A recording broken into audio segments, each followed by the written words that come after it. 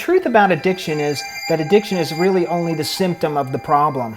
Even Bill Wilson says that himself in the big book, that addiction is but a symptom. Statistically speaking, I defy a lot of odds because I should be dead a multitude of times over.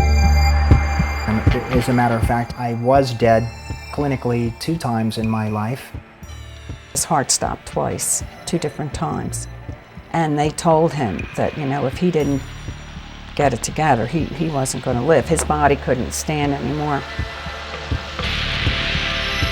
Right after probably my most severe near-death experience, I wake up in the hospital and I'm attached to tubes and wires, and the next thing I know, I have drugs with me. And I was using them in the hospital after I had just been dead some hours prior to that. My parents going through this, it's just hell.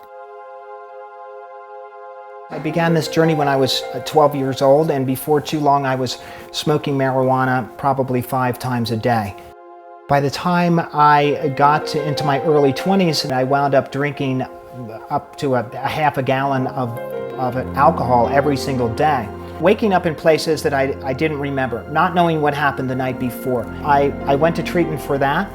I didn't drink for a long period of time, and then I went to the dentist and I got a prescription for some painkillers, and I decided I really like those. I'm working 16 hours a day.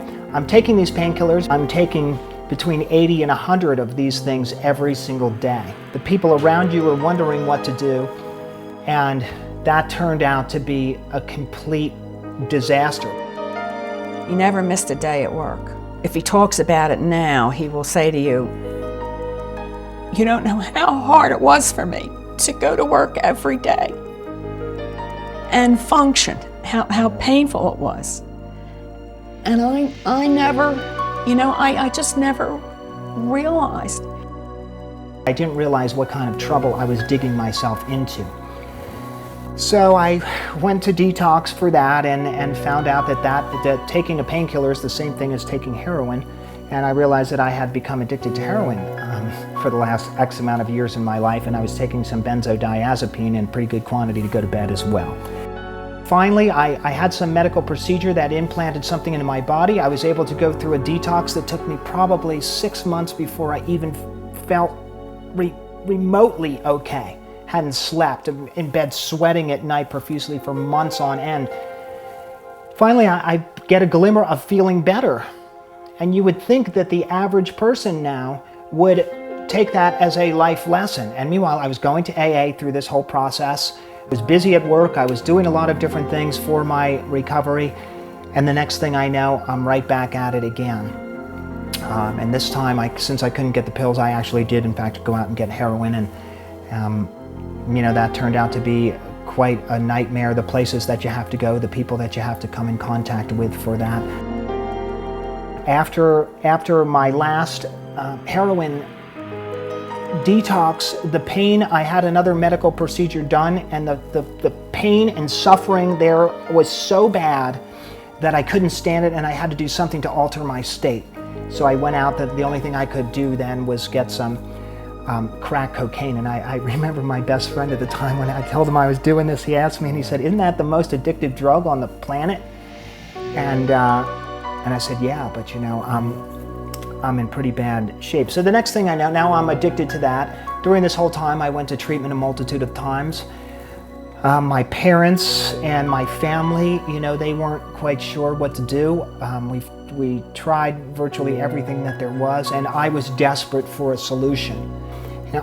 I've been through virtually every therapeutic technique that there is, some more than once. I've been to some of the most renowned treatment centers on the East Coast, some more than once. I've been to more than 10 treatment centers, inpatient, extended care. I've been to outpatient, extended, intensive outpatient. I've had underground medical procedures to implant things in my body that would be blockers for my receptor sites from opiates. And I have tried everything. And consequently, when I went to treatment, I was the most perfect compliant patient because I've thought every time I went, you know what, this is going to be different. I can't wait to get out there. I can't wait to live my life doing the things that I want to do. But he was in one rehab, and the counselor told him that, you know, he was in pretty bad shape. And she said to me, I said, well, what will happen if he doesn't do this? And she said, he will die. I was so sick, and I was so sick of holding this all inside and not knowing what to do and not having the answer and wondering how this was all going to stop. Was I going to get in an accident? Am I going to drop dead one day? Something had to give.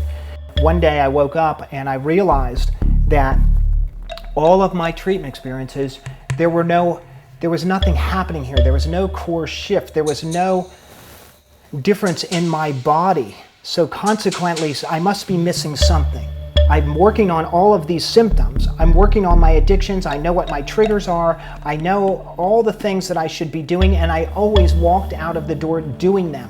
I followed every stitch of advice I ever got from every counselor that I have ever sat in front of that made sense to me. And most of it did, because they're for the most part a reasonable bunch of people.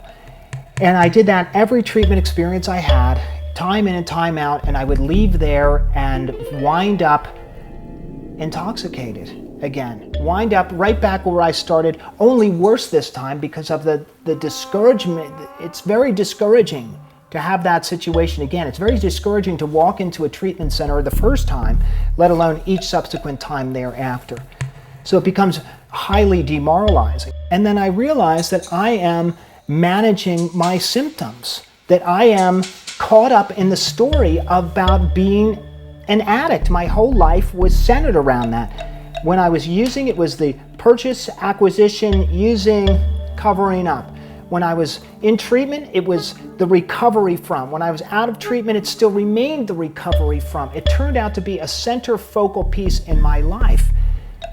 And what I realized was that the whole thing was based on getting people back to zero, that sobriety became the finish line. I realized that sobriety itself wasn't enough, that there was more out there.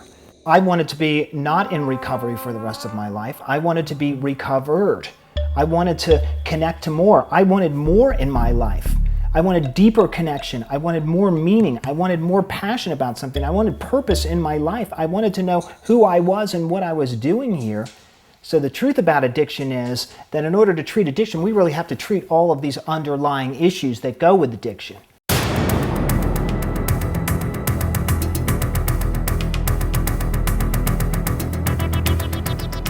The problem is that there are almost 2 million people going to treatment this year, most of which will be unsuccessful. A staggering amount will be unsuccessful. There are 30 million people walking around the United States of America alone on some kind of an antidepressant, and there is really no evidence of chemical imbalance. So there needs to be something else. People are walking around wanting more.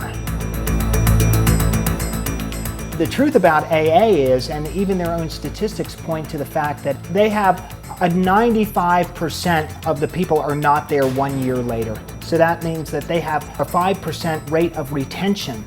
That doesn't account for whether people are in fact sober or not.